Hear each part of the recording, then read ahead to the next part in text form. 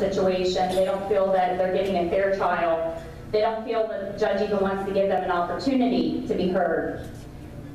And I know that the court system is very backlogged. I know that it's not always efficient.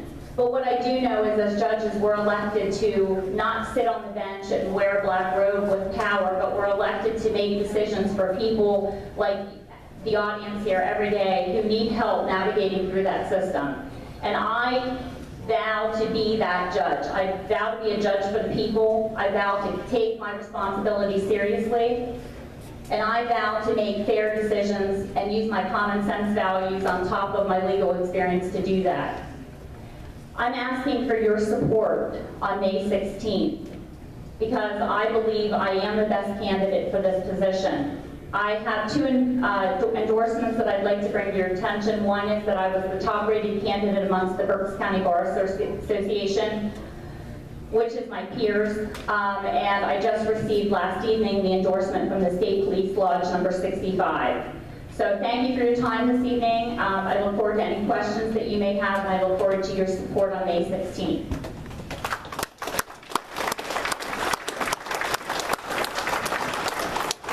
Thanks, Dana. Now, as you say in baseball terms, the cleanup hitter, number 4 slot. So here we go with Michael. Was that pronounced Camarino? Camarino. Thank you. Hey, everyone. You just heard my opponents tell you about their experience. Each and every one of them. No? Okay, sorry. Each and every one of my opponents stand up here and tell you about their experience. Well, and that's fine. But I've been practicing law as a trial lawyer from day one, by the way, not a law clerk, for 38 years. I have been in every courtroom. I have been in half the courts in this Commonwealth. So, we're going to talk, if the experience is important, then it seemed rather obvious who the choice should be, doesn't it? But in any event, I think experience is important. I think experience is important not only as a lawyer, but experience in life. And unfortunately, as all of you know, the only way you get experience in life is by getting old. And you know, it happens to the best of us. And the other thing you can look at it, the way I look at it is I'm a walking term limit. We have a 75-year-old mandatory retirement age in Pennsylvania. I'm 68. So, you know, I am not going to be around for 35 years like the rest of my opponents will be, because all they have to do is get retained. I think in the history of Berks County, at least to the extent that I'm aware of it, only once has it happened that a judge was not retained. So if you're going to vote for somebody who is the age of my opponents, you're going to vote for somebody who you're going to live with for the rest of your life. But it's as simple as it is. And that'd be great if they were good, but you don't really know that, do you? Anyway, I've always represented people. I've never represented governments, I've never represented municipalities, I've represented school boards, I represent people. I represent people and largely did a lot of criminal work. That means I'm representing people who've got the government all over. And what you have to do as a criminal defense lawyer is two things. One is be tough as nails, and two, be sharp. Because you're fighting the government. And they say you can't fight City Hall, but I've made a career of doing that. And I think that is something that is important to you, based on the questions you hear. I heard you ask earlier of other candidates.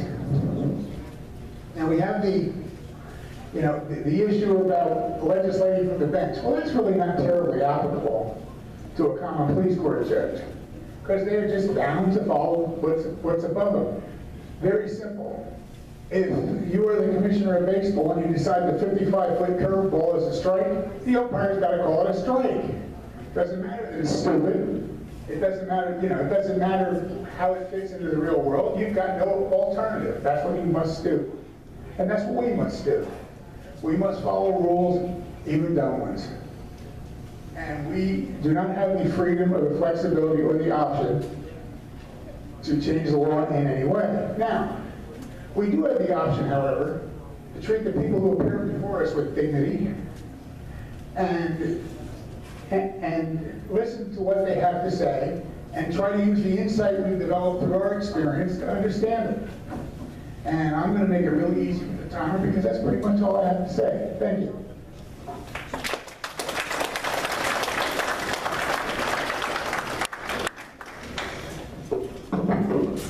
Well, thank the board candidates for holding my schedule. We have time now for Q&A, and based on my watch, we have at least 5 minutes, maybe more. Does anybody out there have a question that they want to address to any of these or all of these candidates for comment, please? Hello, my name is John. I'm a resident of Perry Township. This question, it's a 3-part question for all 4 candidates.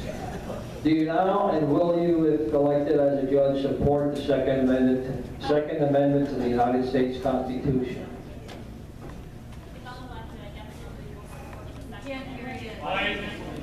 You can answer all 3 at the same time. They're yes or no answers. Yes or no? Well, Just answer yes, Yes. or no. That and the Pennsylvania Uniform Firearm Act, yes, absolutely. Yes. I was Barry Joswiak's solicitor. Are you kidding? Of course I will. Okay. Are all of you members of the National Rifle Association? Just answer yes or no. No. My husband is. No, and I'm a firearm owner. I am not either, but I have a license to carry and also am a firearms owner. Okay. 3rd part of the question. Do you belong to any local gun clubs? I was thinking about joining one. So Berry Township, Leechport, any... I was there. I was a member for a number of years and stopped it, but I'm not anymore now. Okay. My husband is. Okay. No. I have 4 applications to the Perry Township Game Association. I'd like to all fill them out and vote. Thank you.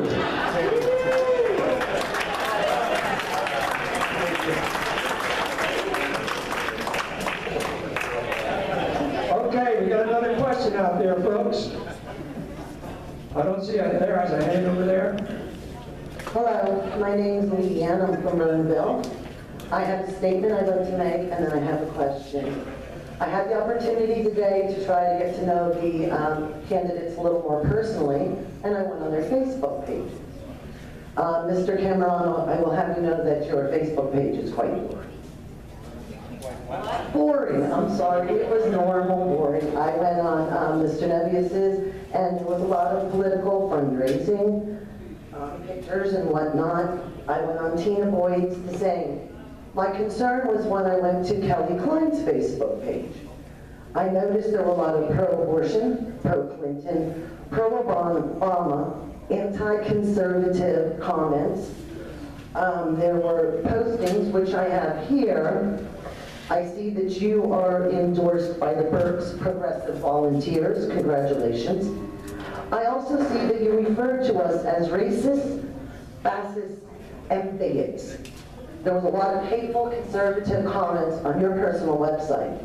My question is, I would like to know how any candidate, you in particular, posting open-hated comments about conservatives can convince me that you would be a fair and impartial judge.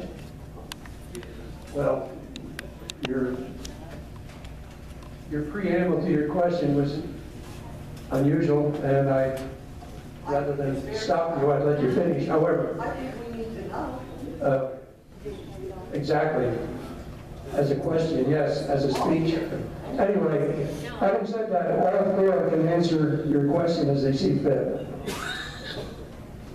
Ma'am, I've not asked for the endorsement of the progressives that you're referring to. I have been invited to a meet and greet. I have been invited to a meet and greet to meet people there, and I was going to attend just as I have attended here.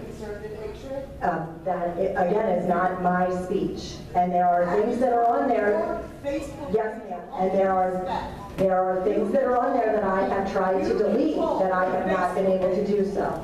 So you're telling us you do not have control of your personal Facebook page? What I am telling If you. that's the case, how can you control it?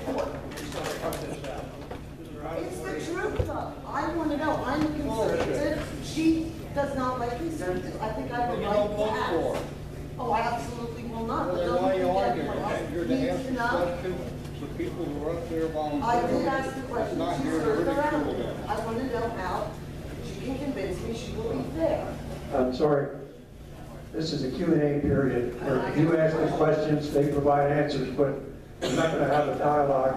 We don't have the time or the schedule for it, but appreciate your research, appreciate your question, let them respond, and we have to keep moving.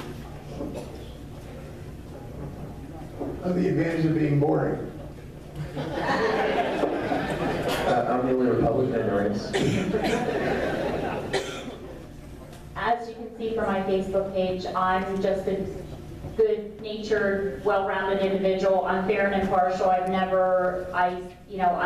a Democrat conservative, but I don't post things that are ill-willed about any party line or any individual race, culture, religion, etc.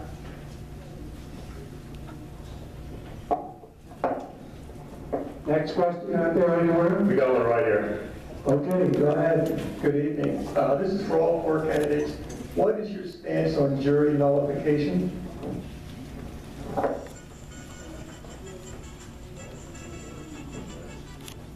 By jury nullification, I suppose what you're talking about is a jury that just simply doesn't follow law and decides a case based upon emotion, political beliefs, or whatever. Is that what you're talking about? Jury nullification is the right of a juror to ignore the facts of the case. The right to ignore the facts of the case, vote their conscience, and render a not guilty verdict if they feel that the law is unjust. But that's right. I mean, I don't have a problem with that at all. I mean, I spent a lot of my life as a criminal defense lawyer, number one. But the jury is that decides the facts, and they can decide whatever they want for whatever reason they want. I would follow the law in giving the jury their instructions, what the jury decides, and based on the jury's answer, I abide by what the jury decides.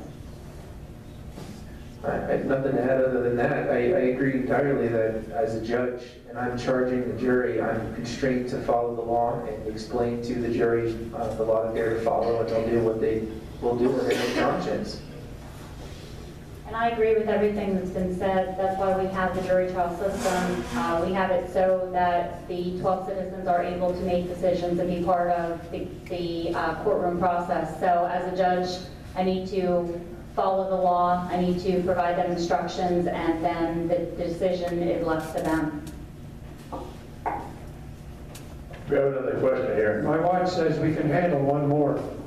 Just quick, following up on jury nullification. Was there a time when the judge charged the jury and told the panel that they could use jury nullification? Do any of you remember that?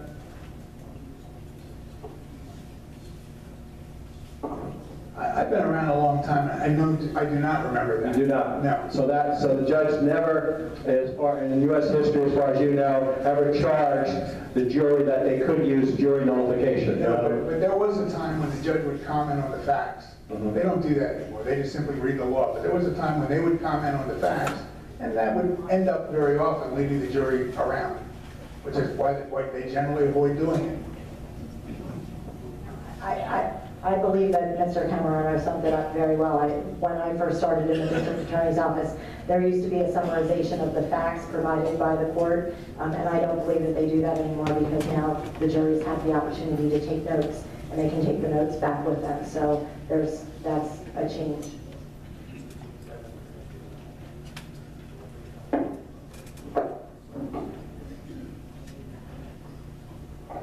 Okay, that's our time limit for our 4 candidates for the Berks County courts.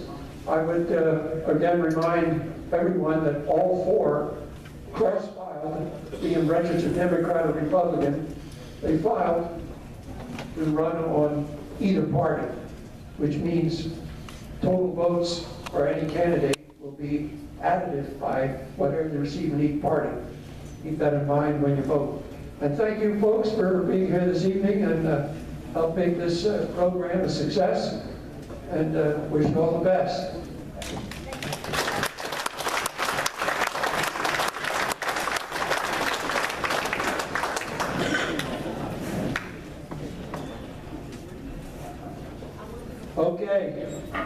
That takes care of all the court issues in place that none of us hope we ever have to see.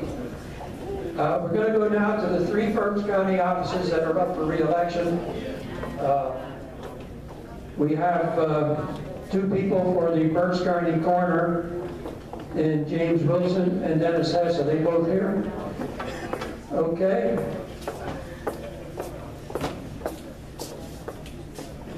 Dennis Hess is the incumbent, and Jim Wilson is the challenger. And the case here, one is a Democrat, one is a Republican. We're only going to allow 4 minutes each because you folks will duke it out in the fall. So with that in mind, either one can go first. Okay, that's the strategy always. Let the other guy go first. Smart move. I am Dennis Hess. I've been your coroner now for 12 years. I'm looking for my 4th term. If you guys remember back when I first started this, my campaign slogan was "Clean up the mess, vote for Hess," and it stuck. I still get people yelling at me that, "Hey, clean up the mess." I said, "No, I cleaned up the mess." I can't use that one anymore. But just a little history on me. I worked for the Reading Police Department for 27 years. I started there in 1974, and I retired as a sergeant in the police department.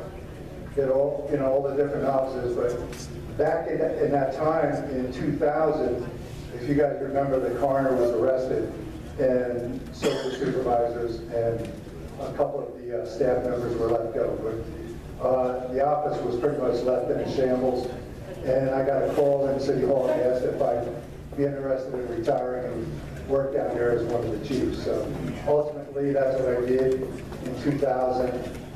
And I was there for 2 years, and then for about a year and a half, until Dr. Bible took over, and then there was a bunch of problems there again. So they wound up with a bunch of lawsuits against the county and Dr. Bible. So one of the things that I made a promise to, because all the staff members were fired at that time except for me, and I walked out. I wasn't going to work for a person that could just walk in and fire people, and it turned out it was all about they were union people. Whether you like the unions or not, the county is a union organization. So I said in 4 years I'm going to run, and I'm going to restore the order back to that office. And that's exactly what I did. When I took over in 2006, I ended all the lawsuits that were filed, and everybody was made whole. And I can tell you this, it cost the county roughly a little over $2 million until that was all settled. So, that's the problem when you have change like that. So when I went in there and I started running my office, I'm still an old timer that believes that right is right, wrong is wrong. That's all there is to it. And we've got to be honest about a bunch of things and run our offices in an honest way. So, and I pride myself. I've been audited, and I was told that one of my audit was one of the best audits in the county. So I make sure that everything's accounted for. I have triple checks in place so that nobody can steal again in my office. And I won't put up with it. If I find out that somebody is stealing, or they're treating families ugly, or they're not being respectful to the families at a time when it's the worst time of their lives, they have to be able to count on us. And if my people can't handle that, I will fire them on the spot. That's the one thing you do fire people for. When they take the trust that you guys put in us and just throw it in the gutter, I won't put up with that. I won't stand for it. I am an honest person, and I've always been that way as a cop, as a police officer, in the city, and I'm that way now. So I think what I've done is I've built all kinds of respect and everything in our community with the police, all the police departments, clergy, funeral directors, everybody. We have a great working relationship with everybody. And I think that's what this office is all about, working together and getting things done and being respectful. And and I'd be remiss if I wouldn't thank you guys. I really appreciate this invitation. Thank you very much.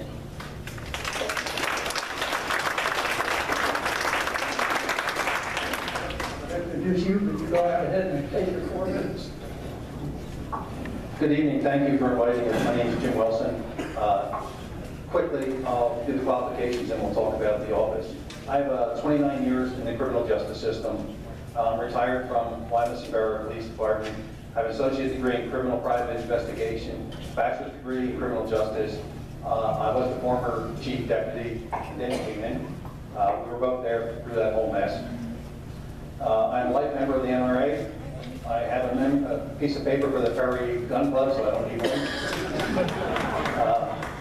And I was a former powerlifting champion, and the reason that's listed on here is, first off, my brochures were handed out at 2 fitness centers, and second of all, I won the states, the tri-states, the national, the worlds, and civics, police Olympics. And that's important because you don't do that as a team, you do that as an individual, and that shows your determination. That's the same way I would handle the job. One thing I have to make clear that Denny and I have been friends for a lot of years. So if someone wanted to come and listen to a lot of mudslinging, it's not going to happen. Neither of us, I don't have anything bad to say. I'm running under fiscal responsibility, and I'm telling you, I looked at all of his budgets since he has been in.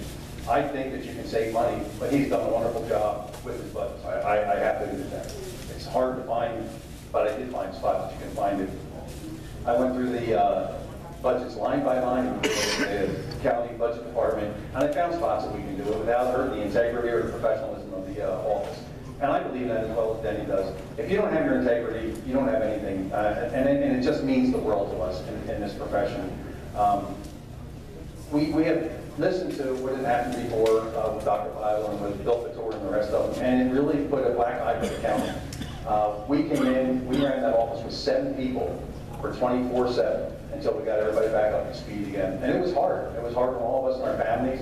My wife had to put up with a lot. My daughter, it was really hard for my youngest one at the time, but we did it. I am running under this promise, and I did it in the paper. I'm probably going to regret that I ever said it. I said that I could save $400,000 in a term, meaning $100,000 a year. I'm not a politician, so it's going to be hard. But I looked at the budget, and I realized that we can do it, and that equates to saving us all taxpayer dollars. I will not get rid of any of the full-time employees. They're all wonderful. I work with some of them. They're great people, and they've done a good job bringing other ones in. However, I do think that there is room for some improvement. I also did 15 years in the jail system. And I think I asked if you get elected as a row officer, can I be on the prison board? It's funny that I was told there's only 3 officers that can have a place on the prison board, and that I would not be one of them. Of course, I'm the only one with any experience in the jail, but I wouldn't be one of them. But there are unsung heroes. Those guys up there, day and night, putting up with what they have to put up with. And I thought, you know, have you talk about great investigators? There's an untapped resource of people that are retiring that just have to know everything, every single day, where there's a riot coming, what they're stealing, what they're doing. And I don't think people ever give them the credit that they deserve. And I vow to start using them as well as the rest of us have done, and hire retiring police officers because of their investigative skills. I would still do that. I know I'm running 4 minutes, I'm sorry. Anyhow, I'm asking as a Republican nomination for your vote. Again, nothing bad. He's done a great job. I'm just younger and have fresher eyes. Thank you.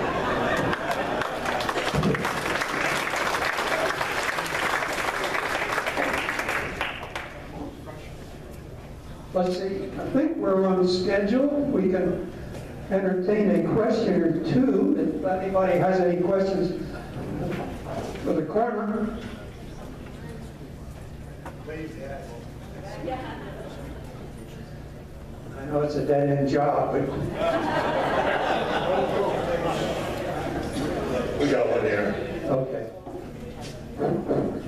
Question for either candidate. How did the previous administration before 2000 steal money from the county or defraud the taxpayers?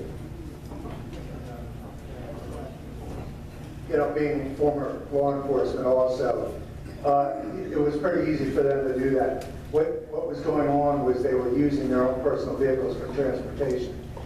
So every time they would transport a body, they would pay $150.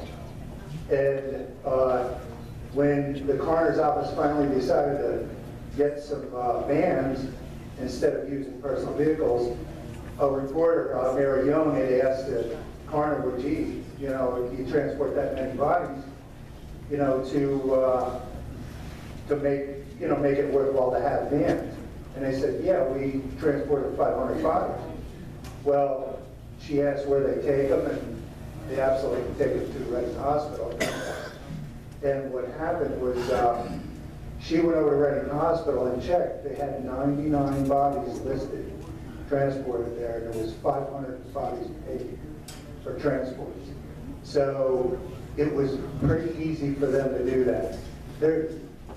When you understand that when people go into somebody else's home, and it's very easy to do anything wrong. If you have a nature of stealing, it's pretty easy. And in a job like this, we're to be trusted. We have to earn that trust. It's not given to us. But what happened, and we went in there and really straightened it out. But that's what happened. They were paid quite a bit of money, and they also, the IRS got them because they never claimed taxes on it. So, they spent time in jail. What Denny said is correct. Also, we found afterwards that people in the homes, they were taking stuff from the houses. The commissioner told us they had several complaints from Bose radios, rims, stuff like that being taken. We are responsible for the house. If there is a death and there's no one there, it's actually the property of the coroner. He has to seal that house. Or if it's a barn, you're responsible for feeding the animals, everything. And to answer that question, let me tell you how easy this is. We had to transport our bodies ourselves in our own vehicles, and before we got county vehicles. We had a double homicide in Spring Township, and I wanted to be all the homicides I could get. My wife asked me if I transported anybody. I said no. My wife's sitting back there. She says, don't lie to me. Fox News was over top of the helicopter. I watched you put 2 bodies in that car. I had to sell that car. Yeah, that did not go over well, so now we had county vehicles. Okay, let's do a wrap on these 2 candidates. If anybody has a real serious question, I'll take it, but otherwise, we'd like to move on. The only question I have is, I have a question. Why didn't Sandy Madera ever go to prison? I don't know if you can answer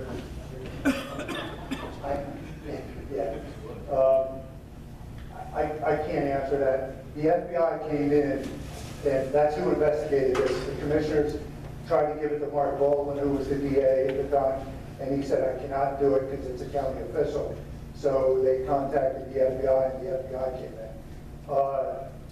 We actually just got a box of reports, or 2 boxes of reports back to the FBI from 2000, when they came in and they wiped it out. So I don't know if she cooperated with them or whatever. I can't comment. She would almost have to do that. But can I just say one thing? I believe that part of my job is to give back to the community. I sit on 7 boards now, and different boards within the county, child death review, and a bunch of other things. And we go out to schools and stuff. We're coming up on prom time, so if you guys have a school and you'd be interested in us coming out and giving a talk to the kids, we'd love to. Please call us. Thank you. You were up about equal time here. You took pretty much of it. Okay. Thank you, gentlemen. Thank you for coming. And if you want to come back and talk, I'm available. Our next candidate, Dennis Adams, is he here, by the way? He's here. He has no opponent. He gets a free ride. Is that right? So he relinquished his time, and I was...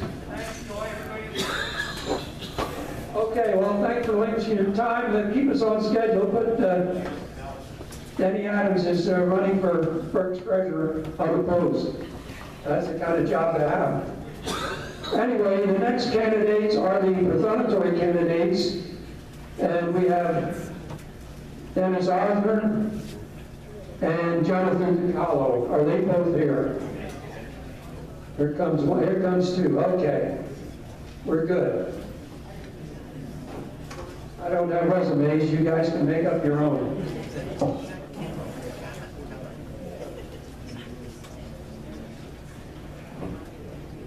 The only preface I have before they speak is that while Jonathan DiCarlo is in effect an incumbent, he was appointed to finish the term of Mary Ann Sutton. So in effect, neither one has run for the office. So we're going to treat them equally and give them equal time. And why don't we start with you? This is like the 20th speech tonight by a candidate. You're all probably bleary-eyed, ready to go home. So I'll make it short and sweet. I'll tell you a little bit about me, a little bit about the office, a little bit about what we've been doing. I'm Jonathan DiCarlo. I'm the acting prothonotary since October 4th of last year, finishing Mary Ann Sutton's term. I was her chief deputy for 10 years. Previous to that, I worked in the Recorder of Deeds office. And previous to that, I worked in the City of Reading Mayor's office. I spent my whole life since college in public service. A little bit about me. I am a native of Berks County. I grew up in Mount Penn. I graduated from Antietam High School, the smallest school district in the state. And when I see the school property tax relief out there, believe me, that school district definitely needs property tax relief. So I'm all for that, believe me. I am pro-God, pro-America, pro-life, and pro-gun.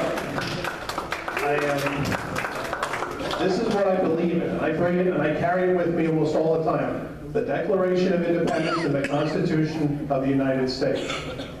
I'm a very proud life member of the NRA. And when you become a life member, for those of you, and I'm sure there's others in here, there's different tiers of life membership.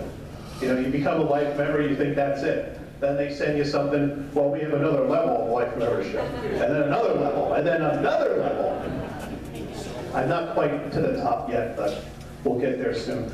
And I'm not a member of the Perry Township Gun Club, but I will be before I leave.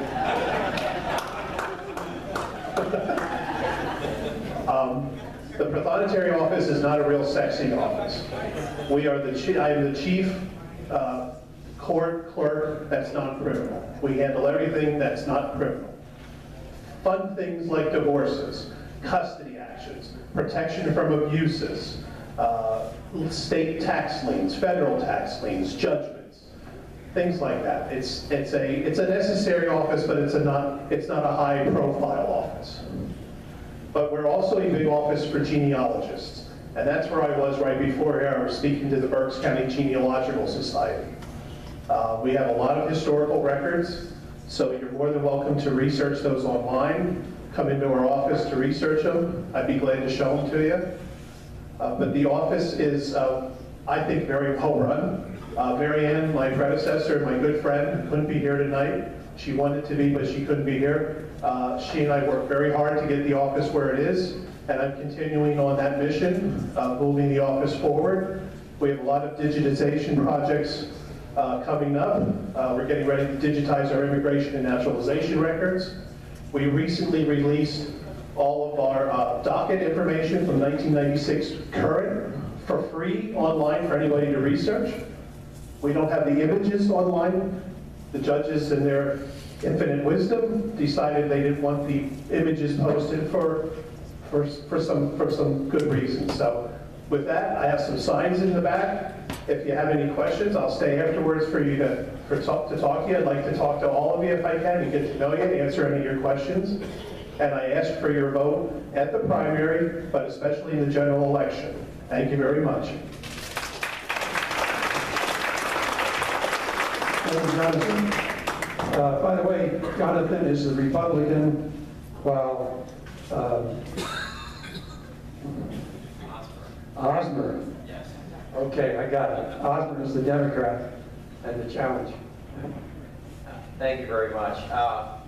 It was a pleasure and an honor coming here this evening, because when I look at this picture of a patriot, it harkens me back to my 4 times great-grandfather, John Deming of Weathersfield, Connecticut, born in 1760, who fought in the Revolutionary War, and he was a patriot in every sense of the word.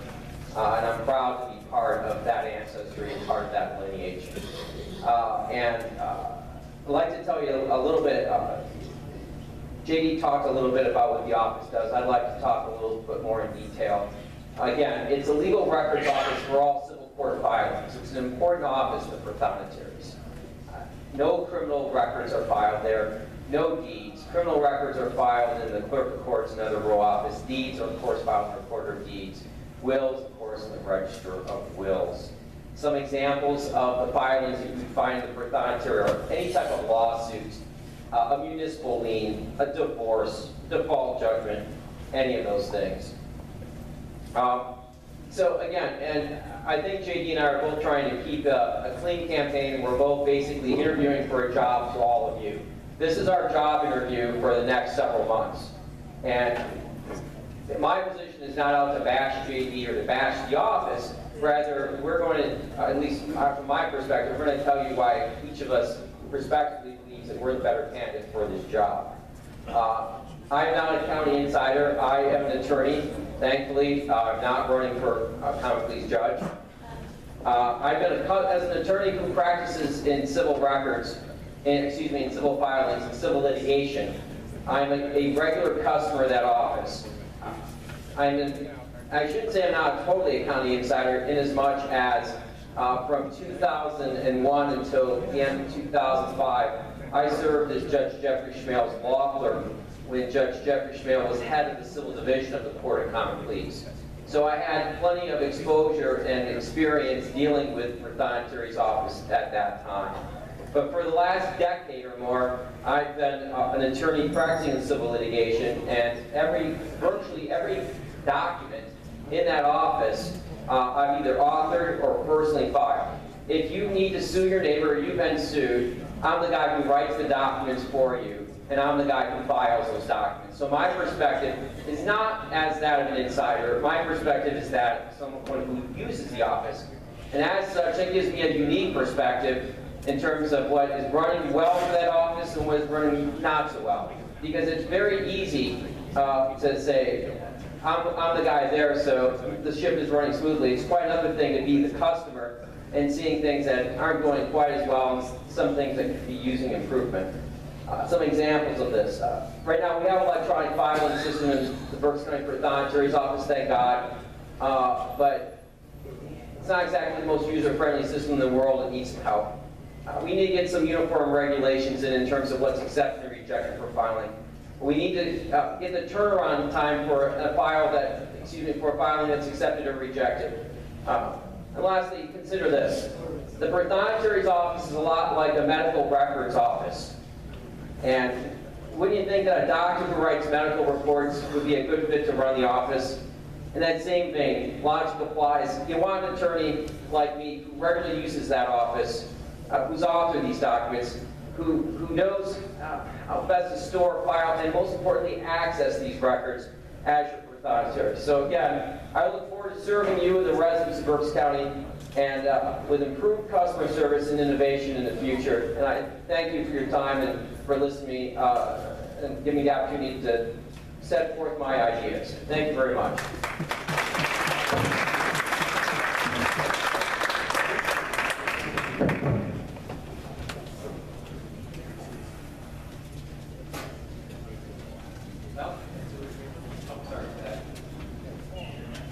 I watch these attorneys, they're fast. Okay. We weren't going to have a Q&A unless there's somebody out there with a real tough question. Otherwise, if they're going to hang around back at their tables, that'll be Q&A time. No tough questions out there? If not, I would say thanks to both of you folks. And it's not the most glamorous office in the world, but a very much needed one. So thank you both.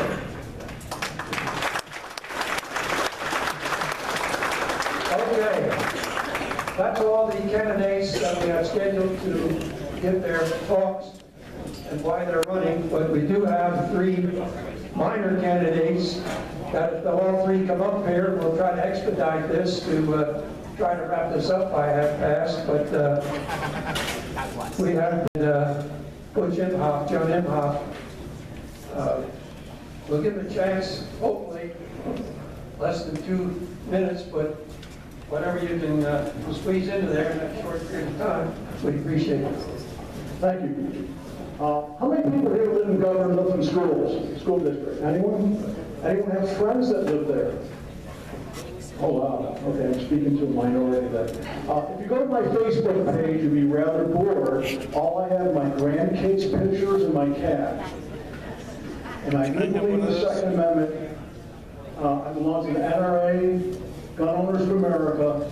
I have a carry conceal permit, and I belong to a gun club. Okay, now getting away from that. School board. If you know of anyone that lives in Governor Mifflin, if you can say a few good words about me, or if you want to judge my position for your school board, or if you want to run for the school board, it's probably kind of important. It seems like a minor office to hold, but it's really not, because our children's future is in the hands of the school board, who represents you, the people. You own the school district. The school board's elected by you, and then they hire the superintendent who oversees the program, and it's kind of top down from all of you guys. You guys are at the top. Why am I running for school board? Well, I was in education for 37 years. I believe that we got to enforce the 3 R's. You guys remember what the 3 R's were? Reading, writing, arithmetic. How about adding more and more patriotism? We need to get that back into schools as well. Patriotism. And school prayer. Oh my goodness. God help us if we were to do that. Okay, so my background, 37 years in education. I graduated from Slippery Rock College. That's how old I am, because they're now their university now. Have my master's from State University College at Cortland in New York. I have my supervisory certification from Pennsylvania. I have my certificate of advanced study from New York, my school district administrator's certificate from New York. I have my secondary principalship from Pennsylvania. I taught every grade level kindergarten through college. Kindergarten was the hardest to teach, and college was the easiest. Okay, my platform are 3 things. Now I can see the red flag.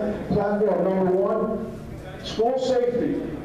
From bullying into the schools to an active shooter, or just telling our kids they're not safe going to the bathroom. Come on. We got to protect them every time they come into our school. Second on my platform is a challenging curriculum. I don't care for Common Core. And number 3 is fiscal responsibility. House Bill 76 hopefully will get us there. Thank you. I don't have to tell you this, Andy, but you use that in your October time, too. Okay, let's have the next one up here. All right, okay. Brian Strand, you're running for District Justice. Okay.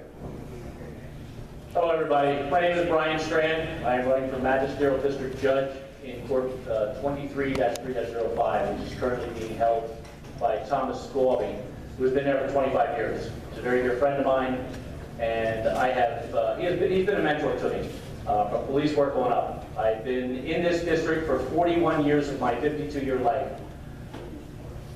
Not born and raised here, obviously. I was born in Pottstown, but moved up here when I was about 12 years old, and been here ever since. And been in this district, which consists of Center Township, Byrne Township, Leesport Borough, Onondaga Township, Center Port, Baden Creek, which also includes part of Landing. For the 41 years that I've lived up here, I have been involved in a lot of things in the community, a lot of volunteerism. I'm a member of the Reading Fair Board, Lions Club member, Schuylkill Valley. I coached there for many years, and I've also been a police officer for 31 years of my 41 years in this district. I chose to run for this position some time ago. It was all in my planning. And I have a theory on that I would not seek a position of employment, whether it's an elected position or whether it's something that I look for my supporting voters to put me in that position, unless I'm qualified for that spot. I took it upon myself to get the special certification that is required to hold that office. I did that on my own, at my expense, and went to the Pennsylvania Judicial Center up in Harrisburg. I spent the entire summer there last summer and got my certification. I successfully passed the exam, and I'm now certified to hold office day 1 if I'm elected. Again, it's been a compassion of mine to be in this position, to give back to the community that's given me so much over these years. I don't want to just step out of being a police officer because I'm eligible to retire from there, but I want to still give to the community that has given me so much. Thank you. Okay, Ryan, thank you. I'm pointing out that Brian is the Democrat cross-filing as a Republican. Cross-filing as Democrat. Oh. I thought I had a mixed match here, but I don't. They're all the same. Anyway, Joe Brown is running for the same position, also as a Republican, cross-files as a Democrat, and let him have a minute or two. Good evening. Thanks for having me here. I'm Joe Brown. I'm a police officer in West Reading. I've been a police officer the past 31 years, 26 in West Reading. I'm running for the position because I feel I can make a difference in the community. I've been very active as a police officer. I spent the first 15 years of my career working in patrol, and then I was put into investigations for the next 14 years. And most recently, the past year, I was promoted to a sergeant, and I now work the street and take care of the patrol officers. But during that time, I started as a police officer at 19 years old, so I didn't have the opportunity to go get an education. So as time went on, my dad did the same thing later in life. He went back for his college education, and so did I. So I started following and mentoring what my father did, following in his footsteps. I'm a second-generation police officer. So some of the stuff I've done in my career is I'm a member of the Berks County Major Crimes Task Force. So when there's a homicide or any type of major crimes, I can be utilized. I'm a polygraph examiner. They sent me away for 12 weeks to learn to do that. I'm one of the two in Berks County. I do a lot of polygraphs on people that physically abuse children and sexually abuse children, which is a special kind of thing to have to deal with people like that as they're sitting in front of you. You know what they've done. So I've done a lot of different things in my career that have gotten me to where I am today. Most recently, prior to me leaving investigations, I was one of the lead investigators in Operation Gucci, which led to the arrest of 38 gang members and their associates. It was the largest criminal investigation that has been known in decades. We locked up a lot of dangerous people that were doing homicides, shootings, drug dealing, and they got into frauds where they learned to utilize the fraud system in order to fund their gangs. So that's one of my accomplishments I'm most proud of, that we were able to get these violent offenders off the street. I look for your support if you live in my district, and I appreciate your time that you gave me tonight. Thank you. Okay. We lost a few minutes along the way here, but our last speaker for the evening is running for Township Commissioner in Muhlenberg, my township, and that's Jim Hoff. Thank you, Brad. Thanks to me on phone. All right, I think we got a room full of Dutchmen. So I'm running for re-election for Muhlenberg Township Commissioner. I know most of you don't come from the township, but you probably know somebody that lives in the township. So I simply ask for you to pass it along. I'm running for re-election. A few things I'd like to tell you just a little bit. I'm on my third year of a four-year term.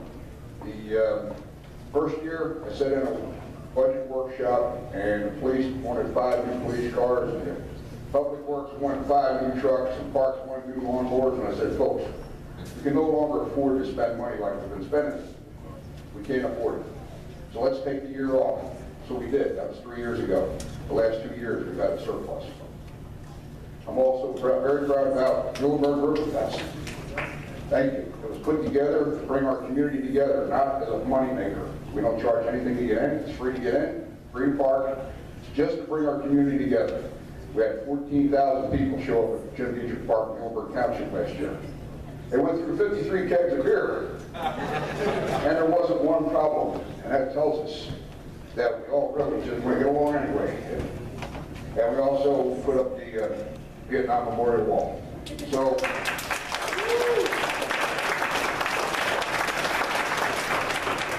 I Thank you so much. And my name is John M. House. Most folks know me as Bush. I appreciate passing my name along. Thank you. Okay,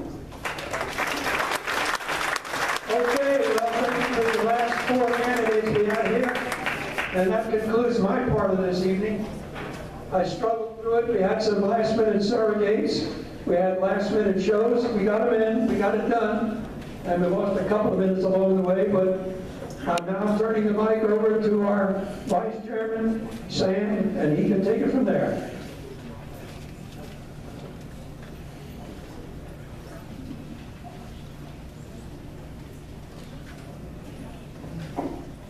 Thanks, Rod. The candidates are still here, folks. At the end, you can still, chat with them, look at their information. I'm glad you came here tonight. Wish we had more. You'll be able to make at least a more informed decision come May. Before you leave, just a couple of closing announcements. First of all, I would like to welcome back our chairman Jim Bowman, and board member Deborah Shea. Jim and Deb, raise your hands. People probably don't know what you look like anymore since you've been gone for like 4 months. They're in Florida, folks. They probably can't take this northern weather. Welcome back anyways. Don't you laugh. You just came back, I know. Okay, closing quickly. Next month, we have Representative Rick Sakara. You really want to hear his presentation. It's in God we trust and our godly heritage. I saw this before. It's fantastic. He also is running for U.S. Senator, so this would give you an opportunity, a 2 for 1. We also have with us, next month, it's Steve, I don't know if I get this right, Kozlowski, I think that's reasonably close. He's with Moments. Steve, help me out, what is that? It's similar to Make-A-Wish Foundation. It's in that category. So you want to come here, see both of those presentations. In addition to that, we're going to start a raffle, money and gun raffle. Also, one other announcement I have, it's a timely announcement, and I don't have my sheet here. Okay, it's about gerrymandering. You will hear a lot about this. There's a lot happening with this. It's something that needs to be addressed. There is a gentleman, I forget his name, sorry about that, but see Judy in the back. So organizing a bus trip to Harrisburg, I think it's for May 8th, that you can talk to your representatives then. Okay, folks, thank you very much. Sorry we're over schedule. They're telling me something else here. Guys. Here's once a minute. Everybody, I'd like to acknowledge Mark Gillen, Representative Mark Gillen, who's here with us this evening. Mark has targets. If anybody would like a target, see Mark in the back for you NRA members. And also, I have another announcement here too.